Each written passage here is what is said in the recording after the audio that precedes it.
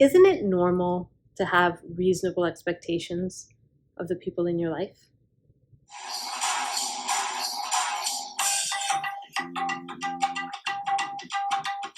Hi there, and welcome back to Ask Dr. Saira, the show where I answer your questions about personal growth, mental health, and relationships. Today's question comes from Gurtaj. Gurtaj says, "Why is it bad to expect things from others? Isn't this just normal?" Why is it bad to expect things from others? Isn't this just normal? This is a really good question. Before I started this personal growth journey and my own kind of learning about psychology, especially transpersonal psychology, I thought like the same way. Like, isn't it just normal to expect things from other people? Like when you're walking on the street, you have certain expectations of the people coming towards you. When you're in a restaurant, you have certain expectations of how people will behave. When you're in, watching a sports game, in a live sports game, there's a certain behavior that's expected. So yes, it is normal to expect in those contexts, there's some kind of what we call social contracts or social agreements that we've made of how to behave in certain situations. What's harder is when you get closer, right? So there's, the expectations that we have of strangers. As we get closer and closer through our circles of influence into the center and the people who are most important to us, that's where sometimes expectations break down. Because for many reasons. Partly it's because of what we call roles, right? So for example, if you're a parent, there's often for many of us a voice in our head that said, as a parent, I should, right? As a mother, I should. As a father, I should. As a parent, I should. And so we have these kind of expectations of ourselves, but they're based in a larger societal expectation of how somebody in this role should be. The problem is every role, and those might be like accurate expectations, but most of us are more than one thing, right? We're not just a parent. We might be a parent plus a sibling. Like I'm also a sibling. I'm also a worker. I'm also a volunteer. So there's lots of different hats that we wear. And if we're trying to do the role right, that's going to be impossible because the role assumes you're only doing that one thing. You're only identifying as that one thing. So when we get closer, we have those expectations based on the roles of the people in our innermost circle. And that's where it falls apart, right? Because roles are not realistic. They're kind of, think of them as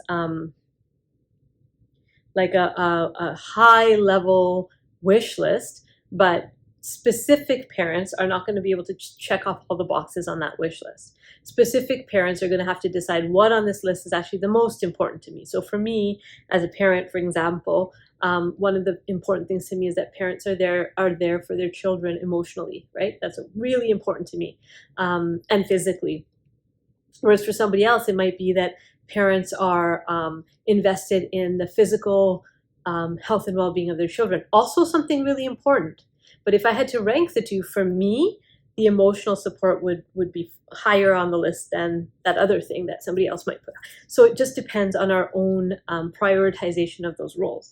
Now, what does that have to do with expectations? Well, my expectations of how a parent should behave will be different than my sister. They just different than my father, different than my neighbor, different than the people around me. And that's where we can get into real, battles because our expectations are different. So when you expect something of people, that's fine, but just know that they won't necessarily have the same expectations of themselves in whatever role they're relating to you in. Okay, so that's super important. And this leads to the first kind of observation about this question is that in this question, if we are to say, isn't it normal to just expect things from others? And it feels like, yeah, it is normal. But if we're living life that way, then we've actually given away our power. A power lies with the other person to fulfill the expectations we have of them. Do you see what I'm saying? It's like, I expect you to do this, and if you don't do it, that's going to impact me. I'm going to feel sad. I'm going to feel disappointed. I'm going to feel angry. If you do this, right? And so see where the power is with the other person to make me feel something based on their behaviors. That's dangerous because then you're at the mercy of all these people around you who you have expectations of, who some of them will fulfill them, some of them won't fulfill them, some of them will fulfill them partially or in their own way, and it won't feel satisfying. So you can have expectations of others, but when you do that, you give away your power to them, right? You give away your sense of well-being to their actions and their choices, which is a hard way to live. It's a really hard way to live. So that's the first one. The second one is expectations that you have of the self. I find that people who have high expectations of others also have very high expectations of themselves and are not meeting some of those expectations, right? We all have expectations. That's not a wrong or bad thing. But I think goals are different than expectations, right? Goals for my development, things that I'm working towards, are different than what I expect myself to do. If I have expectations that I'm able to fulfill this role 100%, and also this other role 100%, and also that I'm going to be failing myself on a regular basis.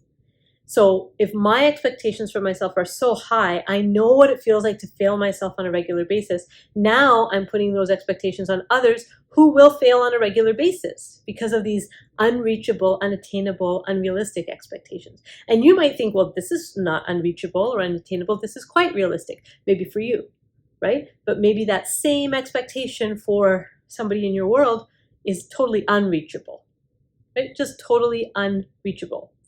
An example is, a very simple example is driving the car, right? So my expectations when I'm driving with someone in a car is that there'll be a little bit of chatter and then a little bit of quiet. Maybe we'll listen to some music. There'll kind of be this combination of things that happen while we're driving. That's my expectation. I have somebody in my inner circle who the minute they get into the car, they just turn on the music and there's just music and there's no talking, there's no interacting. It's just we listen to music in their car. That's how they like to do it as a driver, okay? Another person in my life who the minute they get in the car, they just want to talk, and they actually talk the entire time, almost like a monologue, right? And expect me to listen to their venting or whatever. So they're very different expectations. And neither of them match my expectations, right? So I could either go into these situations and be frustrated that these people are not meeting my expectations, or get curious about what this other person values and prioritizes, and get to know their inner landscape a little bit through that engagement, through that exercise of curiosity. It's a different way of living, right? Because it's less about blame and more about like being a scientist in your own inner circle. What makes people tick? This person really likes to listen to me. And that, it could even come up later in some point in the relationship, in a conversation. I noticed that you really love listening to music in the car. Like, what's that about? Tell me why that's like exciting for you. And then you get to know people, and you don't have to sit during that car ride thinking, man, we're supposed to be talking and all we're doing is listening. Those are my expectations. Those are not that person's expectations. Or maybe those are that person's expectations, but today they don't want to talk. They just want to listen to their music. And can I give them that, right? Can I give them permission to do things their own way? That's what you're asking for, right? Permission to do things your own way. So that's the second piece, is around expectations of ourselves and others. The third thing is around judgment. When we have expectations, we're also on some level saying we know what's right and what's best and what's correct, right? I expect you to also talk and also listen to music in the car because that's the right way to do a car ride. On some level, that's what I'm saying, right?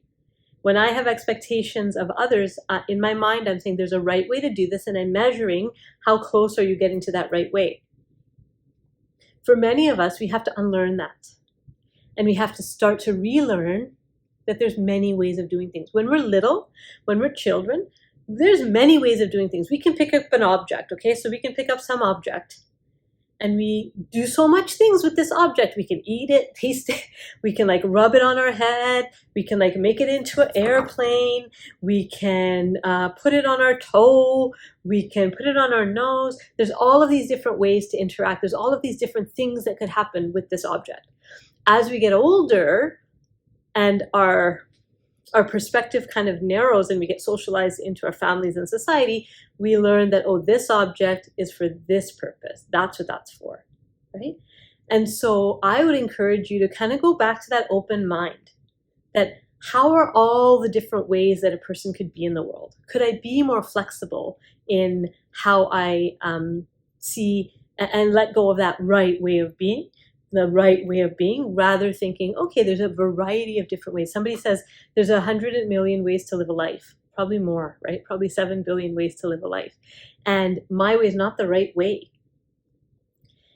The reason people don't want to do that is because then you actually have to look at your own way, right? And what's the foundation of that, and what's that built on? And maybe the way that you're doing things could be upgraded, right? Maybe there's a 2.0 version that's waiting, but it's easier to judge other people to say you're not following my expectations than to look at and what's my life about? What am I expecting from myself, right? So using this as an opportunity for introspection, my expectations of others, let me think about, bring it back to me and think about, what's that about, and what judgments am I projecting about being the best and being right unconsciously into my, circle of loved ones. So that question about, why is it bad to expect things from others? It's not bad, but there are certain outcomes when you're expecting things from others and not letting people be themselves and live the life the way they want to live it. There are some exceptions to this. So in the case of parenting, for example, there's some reasonable expectations you can have of your children at certain developmental ages. And if those expectations aren't met, there might actually be something wrong that you need to get some, support or intervention around. So I'm not talking about that. I'm talking more about adults having expectations of other adults in their lives. So those are my thoughts about that question. Hopefully you found it helpful, and pass it along to someone in your life who's wondering why it's such a big deal, like what's wrong with expecting. And send me a question if you have one. The email's at the end of this video. Take care. Bye.